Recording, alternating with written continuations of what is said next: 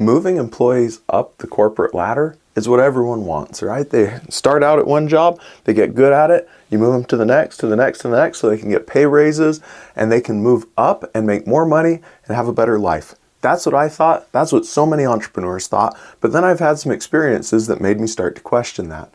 In fact, just the other day, I was having a conversation with a small business owner, and we realized in that conversation that what most people think is the right course of action with employees might be entirely the wrong course of action. Here's why. So my friend runs a construction company, and in his construction company, he has people with different skill sets doing different types of jobs, and he'll have different crews, and each crew has a manager, and those managers have to oversee the work that everyone's doing. He used to bring in employees, and once they were doing a good job with framing or whatever that skill was, and he's really proud of them and was like, hey, you're doing great, let's move you up to manager. But then once you get them moved up to manager, maybe deadlines start getting missed, employees are getting mad at the new manager, things aren't going well. Why is it? Well, the short and simple answer is being a manager is an entirely different job than being a worker.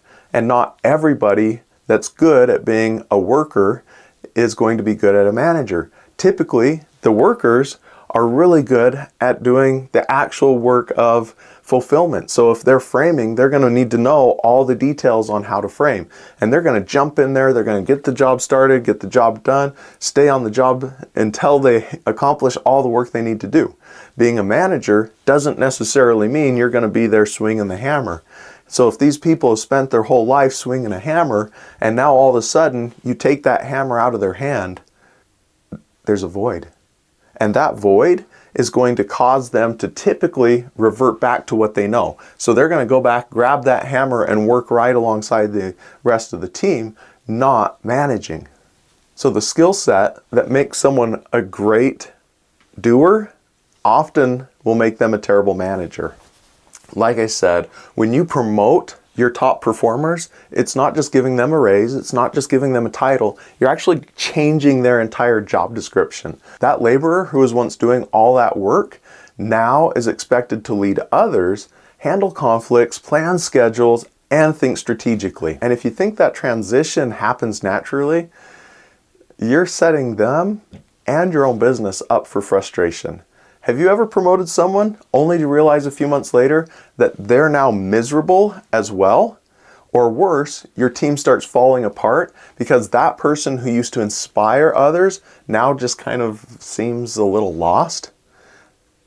It's not because of failure of effort, it's because it wasn't a good fit. You see, just because they're promoted doesn't mean they should be. Sometimes the best way to reward excellence is to let people stay excellent at what they already do best. I knew someone a few years ago who had a tremendous opportunity to move up in their company, but it was going to change their role substantially. They actually even had the skills to do this new job. They could have done it with ease.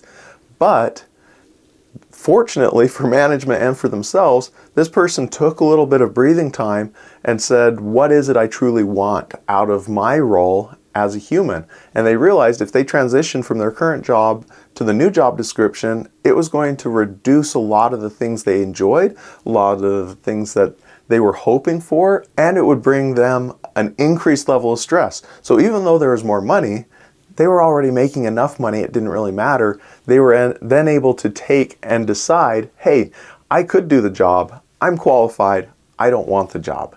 So it's important to make sure you have conversations with the team members, because sometimes team members may even think they want that promotion into the new role until they actually understand the responsibilities and what all is entailed with that new job description. And then they're going to come back and say, don't do it. I'm happy. I'm just wanting to stay where I'm at.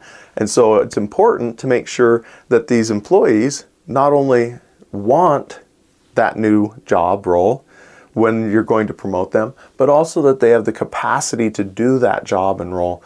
If they have both of those things, then it can be a really good thing to move them up that corporate ladder. But if they don't have the desire, they don't have the capacity, there's no reason to move them from where they're being excellent into a position where they're going to be miserable and cause misery for everyone else in the company.